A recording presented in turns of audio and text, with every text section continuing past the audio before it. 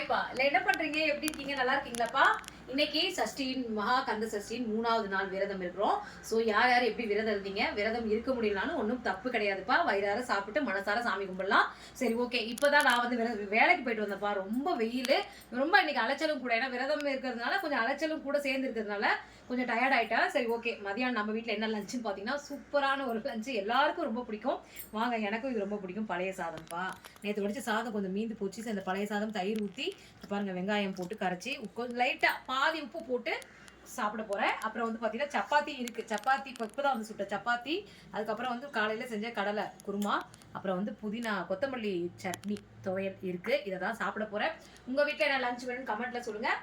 நம்ம வீட்டில் இதுதான். வாங்க சாப்பிடலாம். ஒரு லாங் வீடியோ ஒன்று போட்டிருக்கேன்ப்பா. இந்த 3வது நாள் விரதம் நான் என்ன பண்ணேன், அதில் சில பேர் கொஸ்டின் கேட்டிருந்தாங்க சஷ்டி விரதத்தை பற்றி. அதையும் பற்றி சொல்லியிருக்கேன். அதை நான் கீழே லிங்க் கொடுக்குறேன். டைம் இருந்தால் செக் அவுட் பண்ணி பாருங்கள். உங்கள் ஆதரவு கொடுங்க. வாங்க சாப்பிடலாம்.